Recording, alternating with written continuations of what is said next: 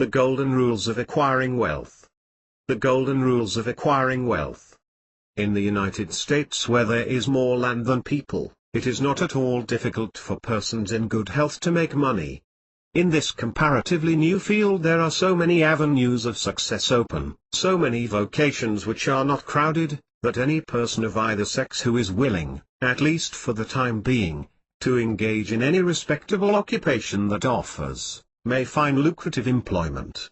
Those who really desire to attain independence, have only to set their minds upon it, and adopt the proper means, as they do in regard to any other object which they wish to accomplish, and the thing is easily done. But however easy it may be found to make money, I have no doubt many of my hearers will agree it is the most difficult thing in the world to keep it. The road to wealth is, as Dr. Franklin truly says, as plain as the road to the mill.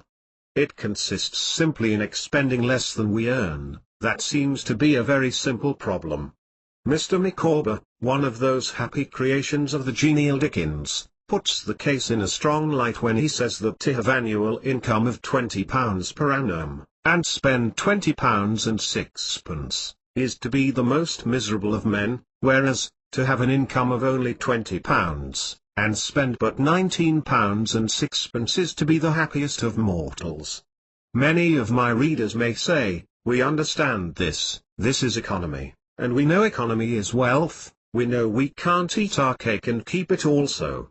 Yet perhaps more cases of failure arise from mistakes on this point than almost any other. The fact is, many people think they understand economy when they really do not. True economy is misapprehended, and people go through life without properly comprehending what that principle is. One says, I have an income of so much, and here is my neighbor who has the same, yet every year he gets. The Golden Rules of Acquiring Wealth. 5. Something ahead and I fall short. Why is it? I know all about economy. He thinks he does, but he does not. There are men who think that economy consists in saving cheese parings and candle ends, in cutting off 2 pence from the laundress bill and doing all sorts of little, mean, dirty things. Economy is not meanness. The misfortune is, also, that this class of persons let their economy apply in only one direction.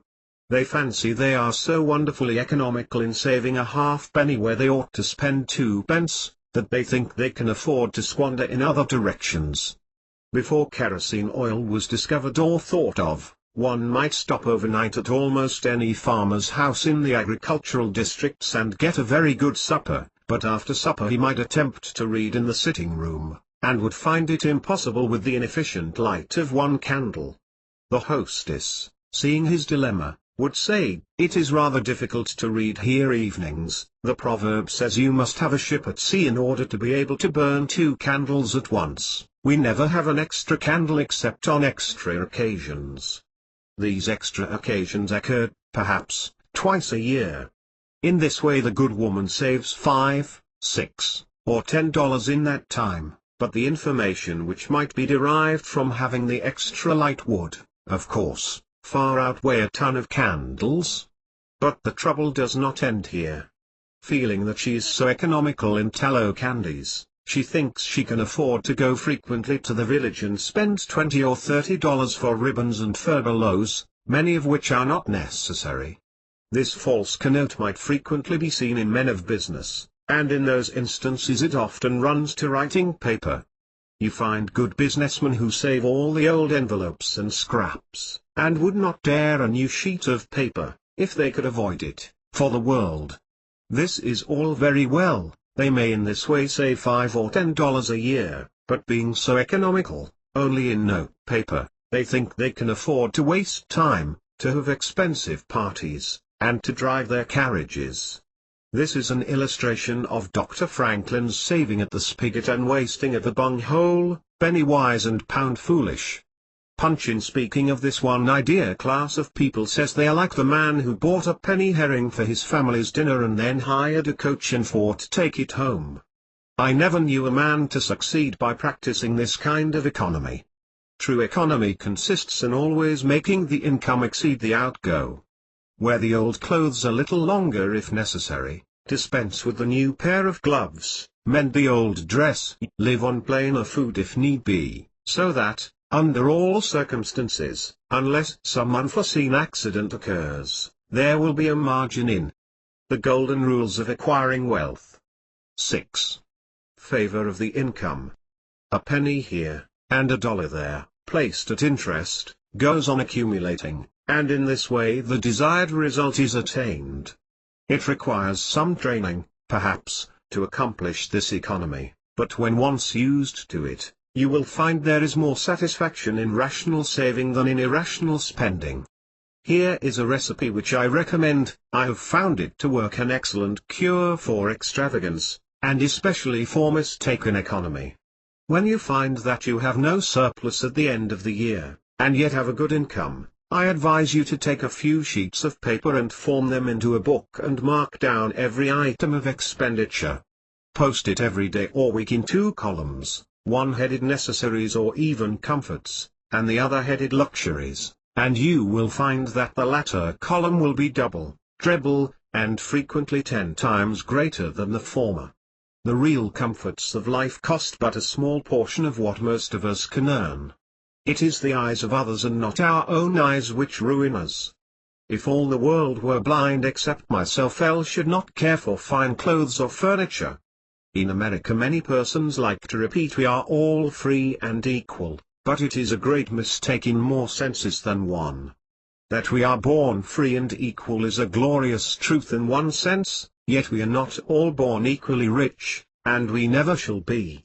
One may say, there is a man who has an income of $50,000 per annum, while I have but $1,000. I knew that fellow when he was poor like myself. Now he is rich and thinks he is better than I am. I will show him that I am as good as he is. I will go and buy a horse and buggy. No, I cannot do that, but I will go and hire one and ride this afternoon on the same road that he does, and thus prove to him that I am as good as he is.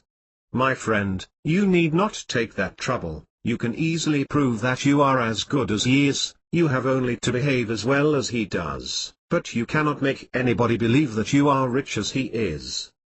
Besides, if you put on these airs, and waste your time and spend your money, your poor wife will be obliged to scrub her fingers off at home, and buy her tea 2 ounces at a time, and everything else in proportion, in order that you may keep up appearances, and, after all, deceive nobody.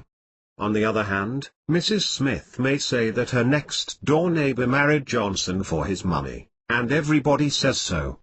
She has a nice $1,000 camel's hair shawl, and she will make Smith get her an imitation one, and she will sit in a pew right next to her neighbor in church, in order to prove that she is her equal. The golden rules of acquiring wealth. 7. My good woman, you will not get ahead in the world, if your vanity and envy thus take the lead. In this country, where we believe the majority ought to rule, we ignore that principle in regard to fashion, and let a handful of people, calling themselves the aristocracy, run up a false standard of perfection, and in endeavoring to rise to that standard, we constantly keep ourselves poor, all the time digging away for the sake of outside appearances.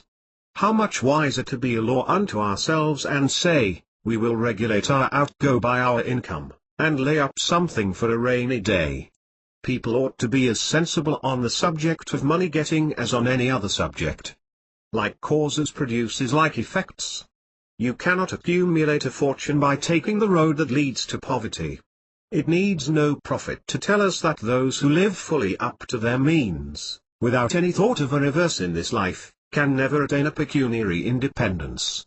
Men and women accustomed to gratify every whim caprice, will find it hard, at first, to cut down their various unnecessary expenses, and will feel it a great self-denial to live in a smaller house than they have been accustomed to, with less expensive furniture, less company, less costly clothing, fewer servants, a less number of balls, parties, theatre goings, carriage ridings, pleasure excursions, cigar smokings, liquor drinkings, and other extravagances. But, after all, if they will try the plan of laying by a nest egg, or, in other words, a small sum of money, at interest or judiciously invested in land, they will be surprised at the pleasure to be derived from constantly adding to their little pile, as well as from all the economical habits which are engendered by this course.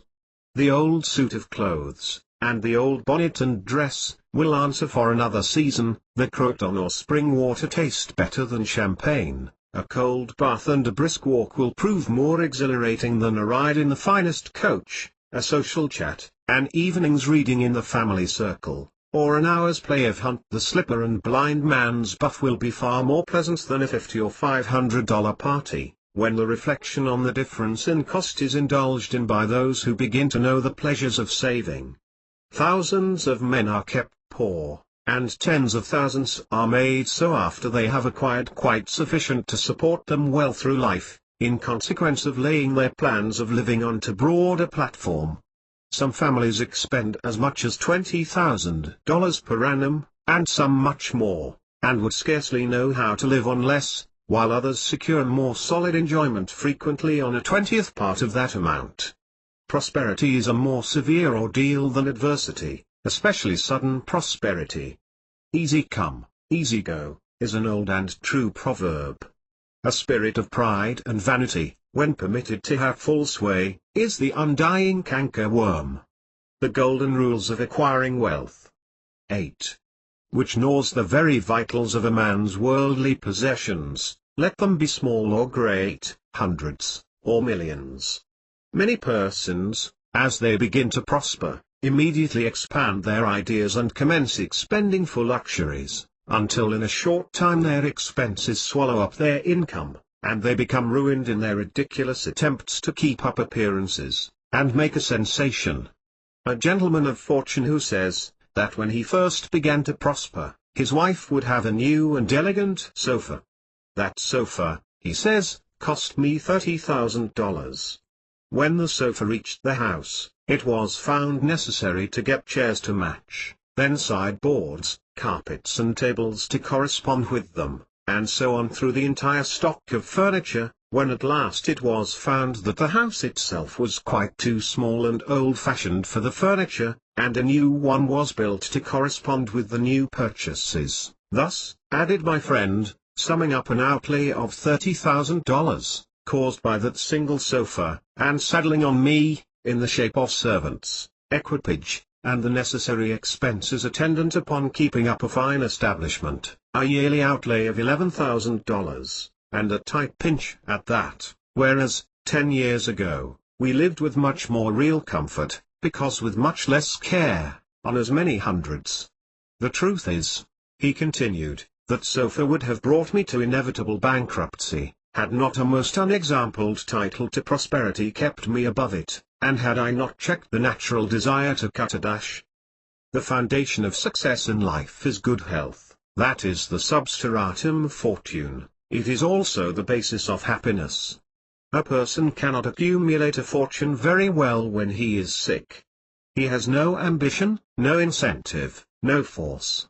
Of course, there are those who have bad health and cannot help it. You cannot expect that such persons can accumulate wealth, but there are a great many in poor health who need not be so.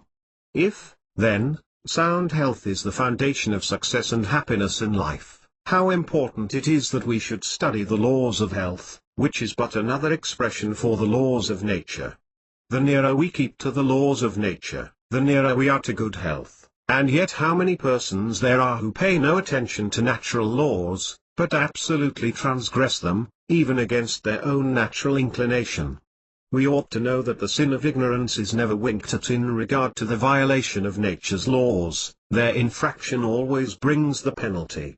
A child may thrust its finger into the flames without knowing it will burn, and so suffers. Repentance, even, will not stop the smart. Many of our ancestors knew very little about the principle of ventilation. They did not know the golden rules of acquiring wealth. 9. Much about oxygen, whatever other gin they might have been acquainted with, and consequently they built their houses with little 7 by 9 feet bedrooms, and these good old pious Puritans would lock themselves up in one of these cells, say their prayers and go to bed. In the morning they would devoutly return thanks for the preservation of their lives during the night, and nobody had better reason to be thankful. Probably some big crack in the window, or in the door, let in a little fresh air, and thus saved them. Many persons knowingly violate the laws of nature against their better impulses, for the sake of fashion. For instance, there is one thing that nothing living except a vile worm ever naturally loved, and that is tobacco. Yet how many persons there are who deliberately train an unnatural appetite, and overcome this implanted aversion for tobacco, to such a degree that they get to love it. They have got hold of a poisonous, filthy weed, or rather that takes a firm hold of them. Here are married men who run about spitting tobacco juice on the carpet and floors, and sometimes even upon their wives besides. They do not kick their wives out of doors like drunken men, but their wives, I have no doubt, often wish they were outside of the house. Another perilous feature is that this artificial appetite, like jealousy, grows by what it feeds on. When you love that which is unnatural, a stronger appetite is created for the hurtful thing than the natural desire for what is harmless. There is an old proverb which says that habit is second nature, but an artificial habit is stronger than nature. Take for instance, an old tobacco chewer. His love for the quid is stronger than his love for any particular kind of food. He can give up roast beef easier than give up the weed. Young lads regret that they are not men. They would like to go to bed boys and wake up men, and to accomplish this they copy the bad habits of their seniors. Little Tommy and Johnny see their fathers or uncles smoke a pipe, and they say, "If I could only do that, I would be a man too. Uncle John has gone out and left his pipe of tobacco, let us try it." They take a match and light it, and then puff away. "We will learn to smoke, do you like it, Johnny?" That lad dolefully replies, "Not very much, it tastes bitter." By and by he grows pale, but he persists arid. He soon offers up a sacrifice on the altar of fashion, but the boys stick to it and persevere until at last they conquer their natural appetites and become the victims of acquired tastes. Take the tobacco chewer. In the morning, when he gets up, he puts a quid in his mouth and keeps it there all day, never taking it out except to exchange it for a fresh one, or when he is going to eat. Oh, yes, at intervals during the day. And the golden rules of acquiring wealth. 10.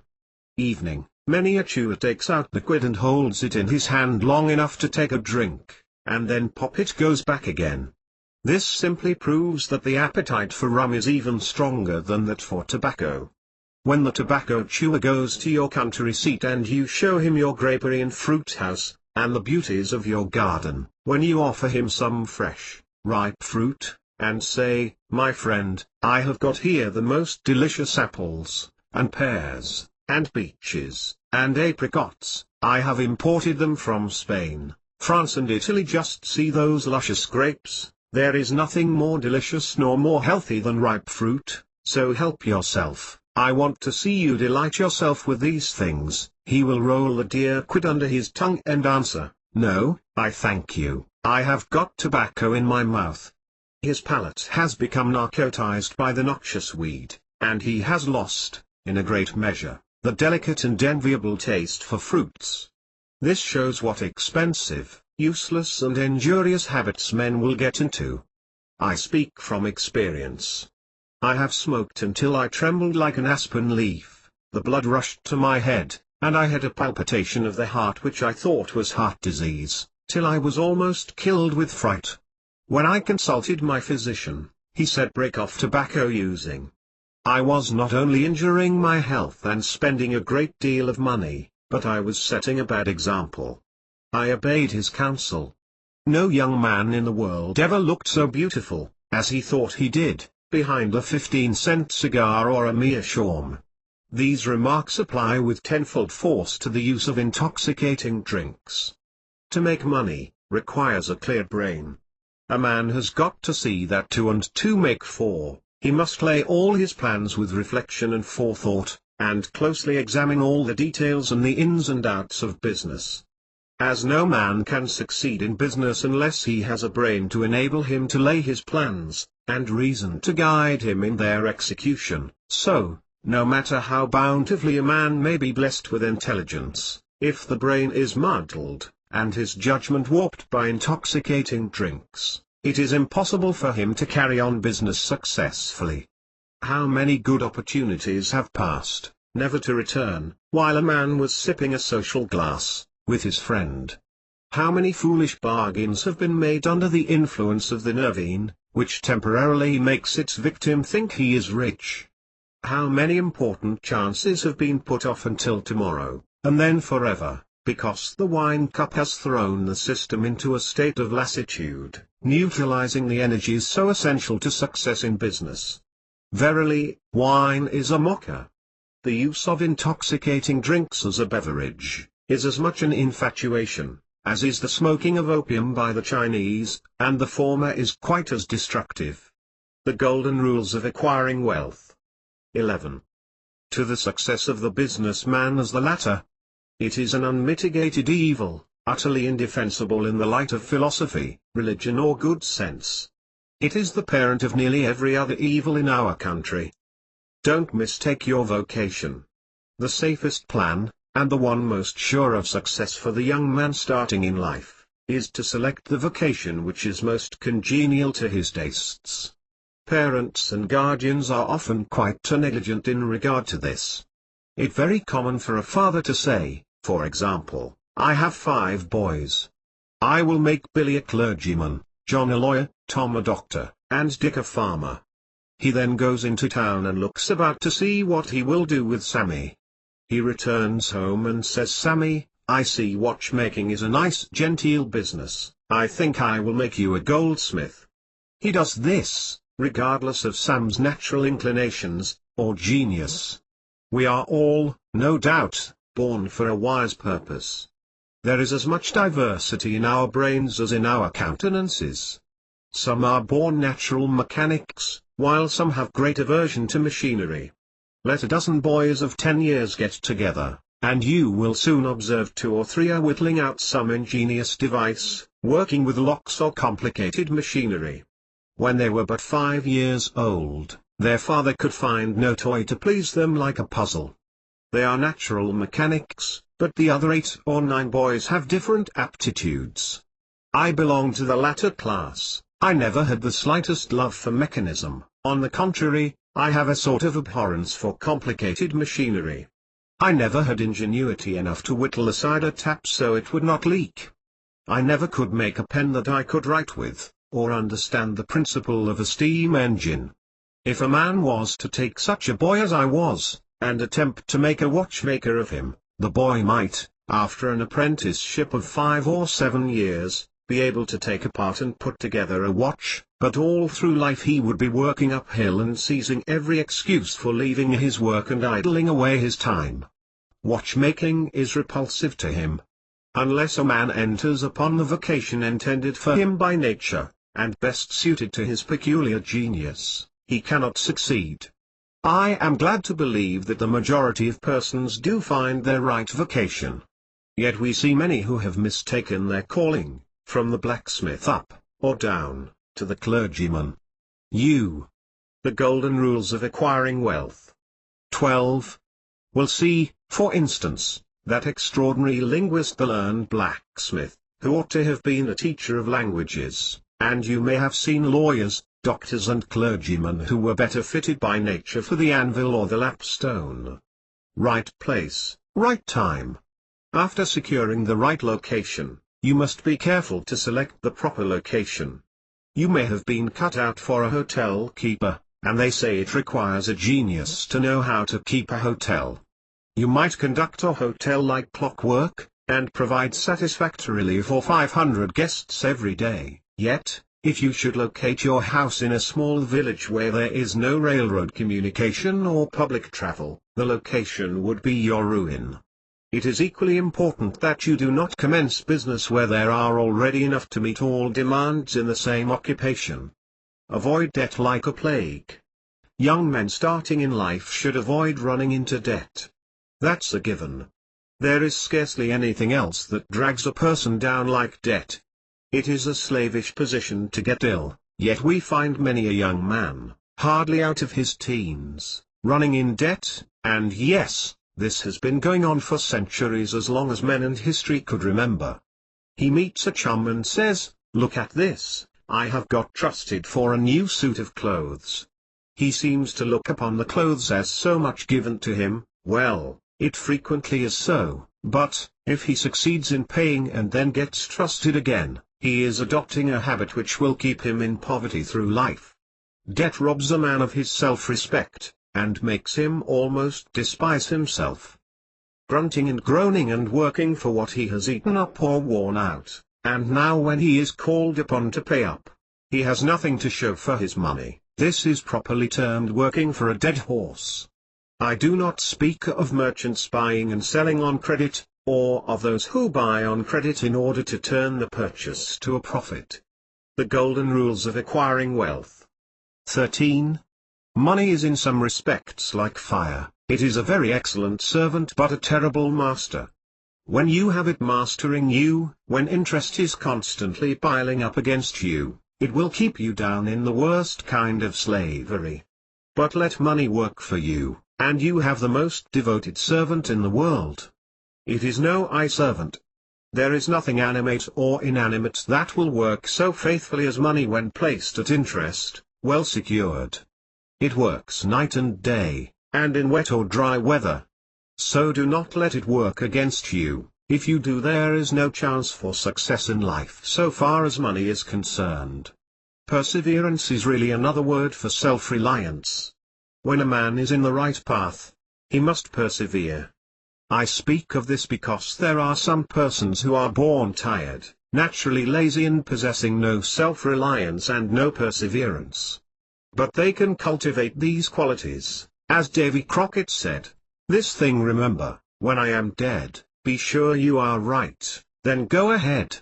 It is this go-ahead addiction, this determination not to let the horrors or the blues take possession of you, so as to make you relax your energies in the struggle for independence, which you must cultivate. How many have almost reached the goal of their ambition, but, losing faith in themselves, have relaxed their energies, and the golden prize has been lost forever. It is, no doubt, often true, as Shakespeare says, "There is a tide in the affairs of men, which, taken at the flood, leads on to fortune." The golden rules of acquiring wealth. 14. If you hesitate, some bolder hand will stretch out before you and get the prize. Remember the proverb of Solomon, "He becometh poor that dealeth with a slack hand, but the hand of the diligent maketh rich." Perseverance is sometimes but another word for self-reliance. Many persons naturally look on the dark side of life, and borrow trouble. They are born so. Then they ask for advice, and they will be governed by one wind and blown by another, and cannot rely upon themselves. Until you can get so that you can rely upon yourself, you need not expect to succeed.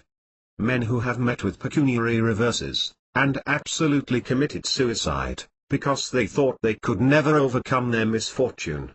But I have known others who have met more serious financial difficulties, and have bridged them over by simple perseverance, aided by a firm belief that they were doing justly, and that Providence would overcome evil with good.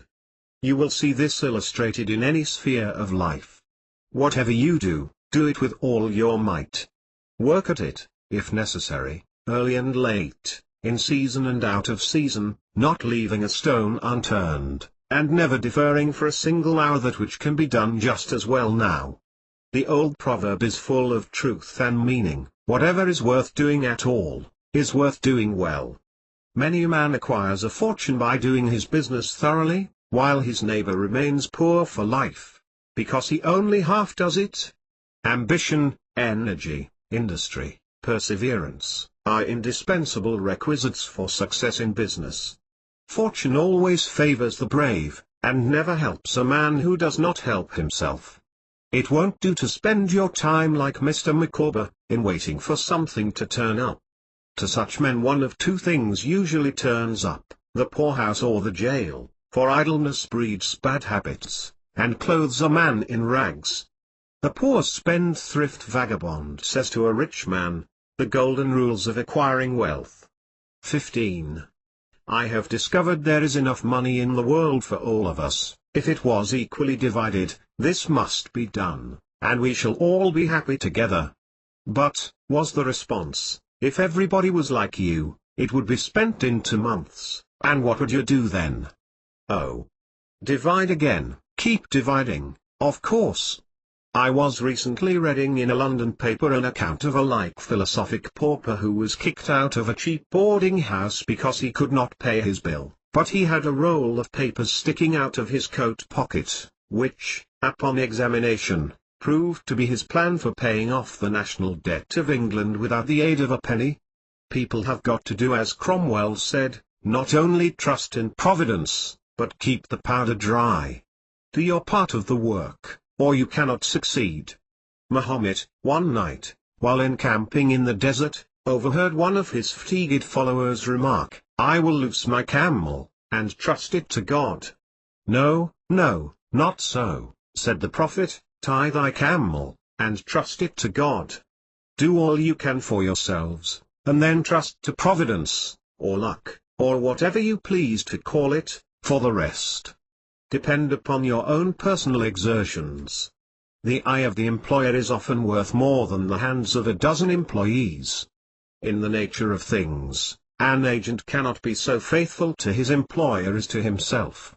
Many who are employers will call to mind instances where the best employees have overlooked important points which could not have escaped their own observation as a proprietor.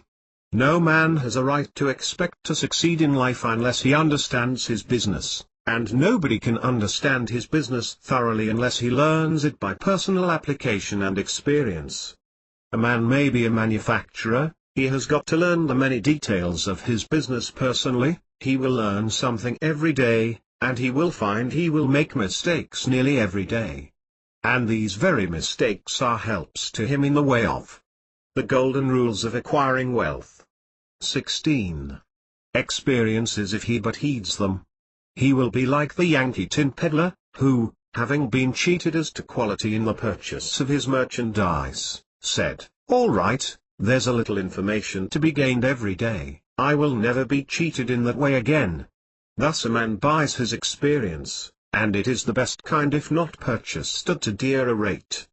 Among the maxims of the elder Rothschild was one, all-apparent paradox, be cautious and bold. This seems to be a contradiction in terms, but it is not, and there is great wisdom in the maxim. It is, in fact, a condensed statement of what I have already said. It is to say, you must exercise your caution in laying your plans, but be bold in carrying them out. A man who is all caution, will never dare to take hold and be successful, and a man who is all boldness, is merely reckless, and must eventually fail. A man may go on change and make $50,000 or $100,000 in speculating in stocks, at a single operation. But if he has simple boldness without caution, it is mere chance, and what he gains today he will lose tomorrow. You must have both the caution and the boldness, to ensure success. The Rothschilds have another maxim, never have anything to do with an unlucky man or place. This particular maxim is also discussed in the 48 Laws of Power. That is to say, never have anything to do with a man or place which never succeeds, because, although a man may appear to be honest and intelligent, yet if he tries this or that thing and always fails, it is on account of some fault or infirmity that you may not be able to discover but nevertheless which must exist. There is no such thing in the world as luck. There never was a man who could go out in the morning and find a purse full of gold in the street today, and another tomorrow, and so on, day after day. He may do so once in his life, but so far as mere luck is concerned, he is as liable to lose it as to find it. Like causes produce like effects. If a man adopts the proper methods to be successful, luck will not prevent him. If he does not succeed, there are reasons for it, although, perhaps, he may not be able to see them. Use the best tools. The golden rules of acquiring wealth. 17. Men in engaging employees should be careful to get the best. Understand, you cannot have two good tools to work with, and there is no tool you should be so particular about as living tools. If you get a good one, it is better to keep him, than keep changing. He learns something every day, and you are benefited by the experience he acquires. He is worth more to you this year than last, and he is the last man to part with, provided his habits are good, and he continues faithful. If, as he gets more valuable, he demands an exorbitant increase of salary, on the supposition that you can't do without him, let him go. When and if ever you have such an employee, always discharge him, first, to convince him that his place may be supplied, and second, because he is good for nothing if he thinks he is invaluable and cannot be spared. But you would keep him, if possible, in order to profit from the result of his experience. An important element in an employee is the brain. You can see bills up, hands wanted, but hands are not worth a great deal without heads. Those men who have brains and experience are therefore the most valuable and not to be readily parted with. It is better for them, as well as yourself, to keep them, at reasonable advances in their salaries from time to time. Don't get above your business. Young men after they get through their business training, or apprenticeship, instead of pursuing their avocation and rising in their business, will often lie about doing nothing. They say, I have learned my business, but I am not going to be a hireling. What is the object of learning my trade or profession, unless I establish myself? Have you capital to start with? No, but I am going to have it. How are you going to get it? I will tell you confidentially, I have a wealthy old aunt, and she will die pretty soon, but if she does not, I expect to find some rich old man who will lend. The golden rules of acquiring wealth. 18. Me a few thousands to give me a start. If I only get the money to start with, I will do well. There is no greater mistake than when a young man believes he will succeed with borrowed money. And take note that this kind of conversation is still repeated even into the 21st century. Why? Because every man's experience coincides with that of Mr. Astor, who said, it was more difficult for him to accumulate his first $1,000, than all the succeeding millions that made up his colossal fortune. Money is good for nothing unless you know the value of it by experience. Give a boy $20,000 and put him in business, and the chances are that he will lose every dollar of it before he is a year older. Like buying a ticket in the lottery, and drawing a prize, it is easy come, easy go. He does not know the value of it. Nothing is worth anything, unless it costs effort. Without self-denial and economy, patience and perseverance, and commencing with capital which you have not earned, you are not sure to succeed in accumulating. Young men, instead of waiting for dead men's shoes, should be up and doing, for there is no class of persons who are so unaccommodating in regard to dying as these rich old people, and it is fortunate for the expectant heirs that it is so. 9 out of 10 of the rich men of our country today, started out in life as poor boys, with determined wills, industry, perseverance, economy and good habits. They went on gradually, made their own money and saved it, and this is the best way to acquire a fortune. Stephen Girard started life as a poor cabin boy, and died worth $9 million. A.T. Stewart was a poor Irish boy, and he paid taxes on $1.5 million of income, per year. John Jacob Astor was a poor farmer boy, and died worth $20 million. Cornelius Vanderbilt began life rowing a boat from Staten Island to New York. He presented our government with a steamship worth $1 million, and died worth $50 million. There is no royal road to learning, says the proverb, and I may say it is equally true, there is no royal road to wealth. But I think there is a royal road to both. The road to learning is a royal one, the road that enables the student to expand his intellect and add every day to his stock of knowledge, until, in the pleasant process of intellectual growth, He is able to solve the most profound problems, to count the stars, to analyze every atom of the globe, and to measure the firmament. This is a regal highway, and it is the only road worth traveling. The golden rules of acquiring wealth. 19. So in regards to wealth, go on in confidence, study the rules, and above all things, study human nature, for the proper study of mankind is man, and you will find that while expanding the intellect and the muscles, your enlarged experience will enable you every day to accumulate more and more principle, which will increase itself by interest and otherwise, until you arrive at a state of independence. You will find, as a general thing, that the poor boys get rich and the rich boys get poor. For instance, a rich man at his decease leaves a large estate to his family. His eldest sons, who have helped him earn his fortune, know by experience the value of money, and they take their inheritance and add to it. The separate portions of the young children are placed at interest, and the little fellows are patted on the head, and told a dozen times a day, "You are rich, you will never have to work, you can always have whatever you wish, for you were born with a golden spoon in your mouth." The young heir soon finds out what that means. He has the finest dresses and playthings, he is crammed with sugar candies and almost gilled with kindness, and he passes from school to school, petted and flattered. He becomes arrogant and self-conceited, abuses his teachers, and carries everything with a high hand. He knows nothing of the real value of money, having never earned any, but he knows all about the golden spoon business. At college, he invites his poor fellow students to his room, where he wines and dines them. He is cajoled and caressed, and called a glorious good fellow, because he is so lavish of his money. He gives his game suppers, drives his fast horses, invites his chums to fetes and parties, determined to have lots of good times. He spends the night in frolics and debauchery, and leads off his companions with the familiar song, "We won't go home till morning." He gets them to join him in pulling down signs, taking gates from their hinges and throwing them into backyards and horse ponds.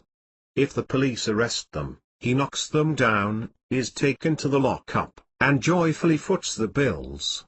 "Ah, my boys," he cries, "what is the use of being rich, if you can't enjoy yourself?" He might more truly say, if you can't make a fool of yourself, but he is fast, hates slow things, and doesn't see it. Young men loaded down with other people's money are almost sure to lose all they inherit, and they acquire all sorts of bad habits which, in the majority of cases, ruin them in health, purse and character. In this country, one generation follows another, and the poor of today are rich in the next generation, or the third. Their experience leads them on, and the golden rules of acquiring wealth. 20. They become rich, and they leave vast riches to their young children.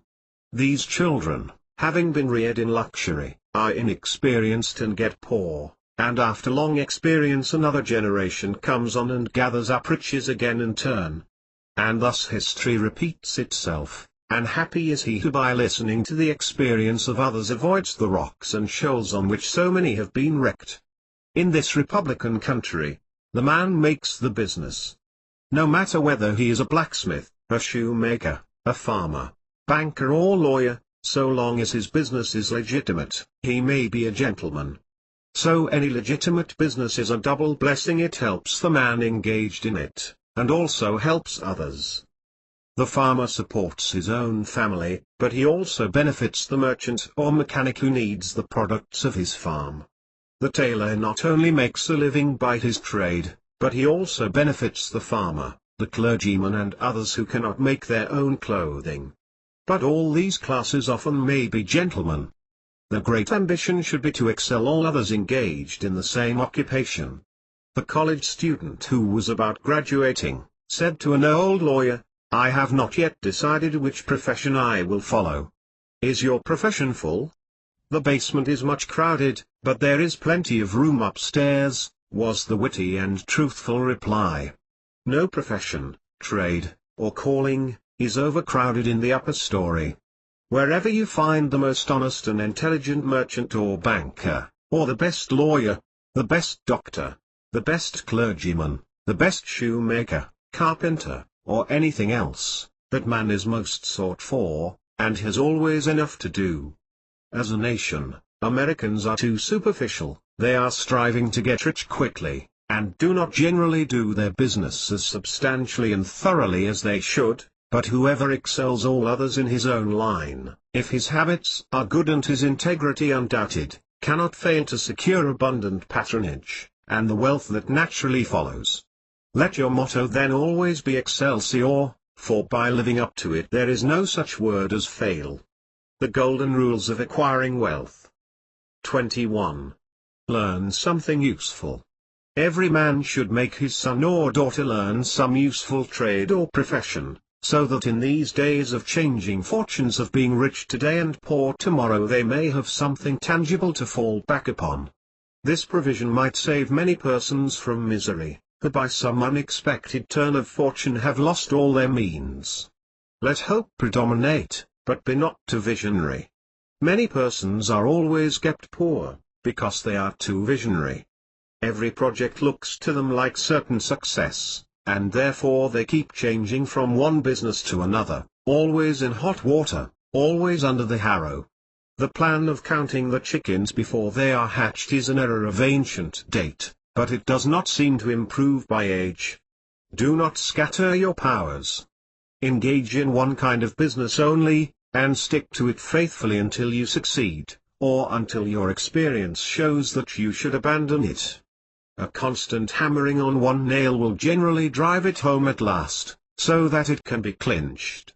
When a man's undivided attention is centered on one object, his mind will constantly be suggesting improvements of value, which would escape him if his brain was occupied by a dozen different subjects at once. Many a fortune has slipped through a man's fingers because he was engaged in too many occupations at a time. There is good sense in the old caution against having too many irons in the fire at once.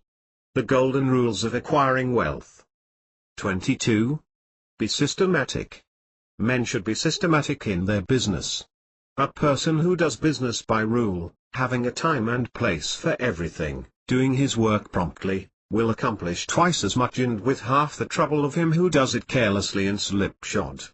By introducing system into all your transactions, doing one thing at a time, always meeting appointments with punctuality, you find leisure for pastime and recreation, whereas the man who only half does one thing, and then turns to something else, and half does that, will have his business at loose ends, and will never know when his day's work is done, for it never will be done. Of course, there is a limit to all these rules. We must try to preserve the happy medium, for there is such a thing as being too systematic. There are men and women, for instance, who put away things so carefully that they can never find them again. It is too much like the red tape formality at Washington, and Mr. Dickens' circumlocution office, all theory and no result. Read the daily papers. Always take a trustworthy newspaper, and thus keep thoroughly posted in regard to the transactions of the world. He who is without a newspaper is cut off from his species. In these days of the Internet, many important inventions and improvements in every branch of trade are being made, and he who don't consult the newspapers will soon find himself and his business left out in the cold. Period. Beware of outside operations. We sometimes see men who have obtained fortunes, suddenly become poor. In many cases, this arises from intemperance, and often from gaming, and other bad habits. Frequently it occurs because a man has been engaged in outside operations, of some sort. When he gets rich in his legitimate business, he is told of a grand speculation where he can make a score of thousands. He is. The Golden Rules of Acquiring Wealth. 23. Constantly flattered by his friends, who tell him that he is born lucky, that everything he touches turns into gold. Now if he forgets that his economical habits, his rectitude of conduct and a personal attention to a business which he understood, caused his success in life, He will listen to the siren voices. A few days elapse and it is discovered he must put in $10,000 more. Soon after he is told it is all right, but certain matters not foreseen require an advance of $20,000 more, which will bring him a rich harvest. But before the time comes around to realize, the bubble bursts, he loses all he is possessed of, and then he learns what he ought to have known at the first, that however successful a man may be in his own business, if he turns from that and engages in a business which he don't understand, he is like Samson when shorn of his locks, his strength has departed, and he becomes like other men. If a man has plenty of money, he ought to invest something in everything that appears to promise success, and that will probably benefit mankind, but let the sums thus invested be moderate in amount, and never let a man foolishly jeopardize a fortune that he has earned a legitimate way, by investing it in things which he has had no experience. Don't endorse without security. No man ought ever to endorse a note or become security, for any man, be it his father or brother, to a greater extent than he can afford to lose and care nothing about, without taking good security. Here is a man that is worth $20,000, he is doing a thriving manufacturing or mercantile trade, you are retired and living on your money, he comes to you and says, "You are aware that I am worth $20,000, and don't owe a dollar. If I had $5,000 in cash, I could purchase a particular lot of goods and double my money in a couple of months. Will you endorse my note for that amount?" You reflect that he is worth $20,000, and you incur no risk by endorsing his note. You like to accommodate him, and you lend your name without taking the precaution of getting security. Shortly after, he shows you the note with your endorsement cancelled, and tells you, probably truly, that he. The Golden Rules of Acquiring Wealth. 24. Made the profit that he expected by the operation. You reflect that you have done a good action, and the thought makes you feel happy. By and by, the same thing occurs again and you do it again. You have already fixed the impression in your mind that it is perfectly safe to endorse his notes without security. But the trouble is, this man is getting money too easily. He has only to take your note to the bank, get it discounted and take the cash. He gets money for the time being without effort, without inconvenience to himself. Now mark the result. He sees a chance for speculation outside of his business. A temporary investment of only $10,000 is required. It is sure to come back before a note at the bank would be due. He places a note for that amount before you. You sign it almost mechanically. Being firmly convinced that your friend is responsible and trustworthy, you endorse his notes as a matter of course. Unfortunately, the speculation does not come to a head quite so soon as was expected, and another $10,000 note must be discounted to take up the last one when due. Before this note matures, the speculation has proved an utter failure and all the money is lost. Does the loser tell his friend, the endorser, that he has lost half of his fortune? Not at all. He don't even mention that he has speculated at all. But he has got excited. The spirit of the speculation has seized him. He sees others making large sums in this way. We seldom hear of the losers, and, like other speculators, he looks for his money where he loses it. He tries again. Endorsing notes has become chronic with you, and at every loss he gets your signature for whatever amount he wants. Finally you discover your friend has lost all of his property and all of yours. You are overwhelmed with astonishment and grief, and you say it is a hard thing. My friend here has ruined me, but, you should add, I have also ruined him. If you had said in the first place, I will accommodate you, but I never endorse without taking ample security, he could not have gone beyond the length of his tether, and he would never have been tempted away from his legitimate business. It is a very dangerous thing, therefore, at any time, to let people get possession of money too easily. It tempts them to hazardous speculations, if nothing more. So with the young man starting in business, let him understand the value of money by earning it. When he does understand its value, then grease the wheels a little in helping him to start business. But remember, men who get money with too great facility cannot usually succeed. You must get the first dollars by hard knocks, and at some sacrifice, in order to appreciate the value of those dollars. The Golden Rules of Acquiring Wealth. 25. Advertise your business. We all depend, more or less, upon the public for our support. We all trade with the public: lawyers, doctors, shoemakers, artists, blacksmiths, showmen, opera stagers, railroad presidents, and college professors. Those who deal with the public must be careful that their goods are valuable, that they are genuine, and will give satisfaction. When you get an article which you know is going to please your customers, and that when they have tried it, they will feel they have got their money's worth, then let the fact be known that you have got it. Be careful to advertise it in some shape or other, because it is evident that if a man has ever so good an article for sale, and nobody knows it, it will bring him no return. Where nearly everybody reads, and where newspapers are issued and circulated in editions of 5,000 to 200,000, it would be very unwise if this channel was not taken advantage of to reach the public in advertising. A newspaper goes into the family, and is read by wife and children, as well as the head of the home, hence hundreds and thousands of people may read your advertisement, while you are attending to your routine business. Many, perhaps, read it while you are asleep. The whole philosophy of life is, first sow, then reap. That is the way the farmer does. He plants his potatoes and corn, and sows his grain, and then goes about something else, and the time comes when he reaps. But he never reaps first and sows afterwards. This principle applies to all kinds of business, and to nothing more eminently than to advertising.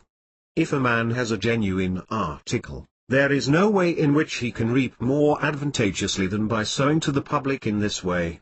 He must, of course, have a really good article, and one which will please his customers. Anything spurious will not succeed permanently, because the public is wiser than many imagine.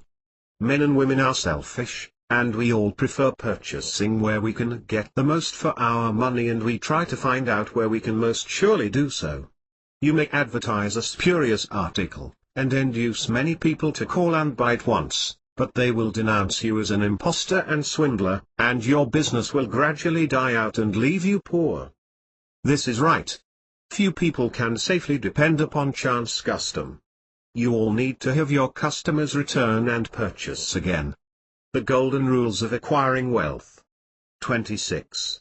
So a man who advertises at all must keep it up until the public know who and what he is, and what his business is, or else the money invested in advertising is lost. Some men have a peculiar genius for writing a striking advertisement, one that will arrest the attention of the reader at first sight. This fact, of course, gives the advertiser a great advantage. Sometimes a man makes himself popular by an unique sign or a curious display in his window. Be polite and kind to your customers. Politeness and civility are the best capital ever invested in business. Large stores, gilt signs, flaming advertisements, will all prove unavailing if you or your employees treat your patrons abruptly. The truth is, the more kind and liberal a man is, the more generous will be the patronage bestowed upon him. Like begets like. The man who gives the greatest amount of goods of a corresponding quality for the least sum, still reserving for himself a profit, will generally succeed best in the long run. This brings us to the golden rule: as ye would that men should do to you, do ye also to them, and they will do better by you than if you always treated them as if you wanted to get the most you could out of them for the least return. Men who drive sharp bargains with their customers, acting as if they never expected to see them again, will not be mistaken. They will never see them again as customers. Be charitable. Of course men should be charitable, because it is a duty and a pleasure. But even as a matter of policy, if you possess no higher incentive, you. The Golden Rules of Acquiring Wealth. 27. Will find that the liberal man will command patronage, while the sordid, uncharitable miser will be avoided. Solomon says, "There is that scattereth and yet increaseth, and there is that withholdeth more than meet, but it tendeth to poverty."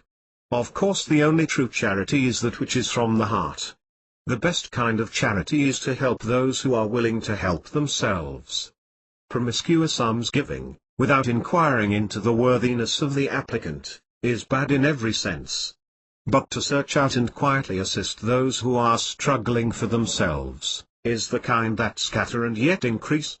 But don't fall into the idea that some persons practice, of giving a prayer instead of a potato, and a benediction instead of bread, to the hungry. It is easier to make Christians with full stomachs than empty. Don't blab. Some men have a foolish habit of telling their business secrets. If they make money they like to tell their neighbors how it was done. Nothing is gained by this, and oftentimes much is lost. Say nothing about your profits, your hopes, your expectations, your intentions. And this should apply to letters as well as to conversation. Businessmen must write letters, but they should be careful what they put in them. If you are losing money, be especially cautious and not tell of it, or you will lose your reputation. Preserve your integrity. Integrity is more precious than diamonds or rubies. This advice was not only atrociously wicked, but it was the very essence of stupidity. It was as much as to say, if you find it difficult to obtain money honestly, you can easily get it dishonestly. Not to know that the most difficult thing in life is to make money dishonestly. The golden rules of acquiring wealth. 28. Not to know that our prisons are full of men who attempted to follow this advice, not to understand that no man can be dishonest, without soon being found out, and that when his lack of principle is discovered, nearly every avenue to success is closed against him forever. The public very properly shun all whose integrity is doubted. No matter how polite and pleasant and accommodating a man may be, none of us dare to deal with him if we suspect false weights and measures. Strict honesty, not only lies at the foundation of all success in life financially, but in every other respect. Uncompromising integrity of character is invaluable. It secures to its possessor a peace and joy which cannot be attained without it, which no amount of money, or houses and lands can purchase. A man who is known to be strictly honest, may be ever so poor, but he has the purses of all the community at his disposal, for all know that if he promises to return what he borrows, he will never disappoint them. As a mere matter of selfishness, therefore, if a man had no higher motive for being honest, all will find that the maxim of Dr. Franklin can never fail to be true, that honesty is the best policy. To get rich is not always equivalent to being successful. There are many rich poor men, while there are many others, honest and devout men and women, who have never possessed so much money as some rich persons squander in a week, but who are nevertheless really richer and happier than any man can ever be while he is a transgressor of the higher laws of his being.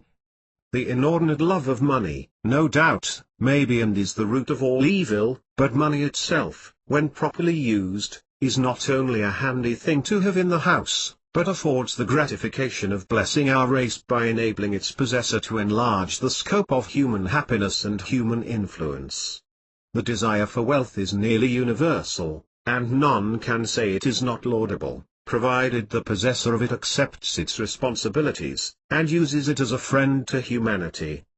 The history of acquiring wealth, which is commerce, is a history of civilization, and wherever trade has flourished most, there, too, have art and science produced the noblest fruits.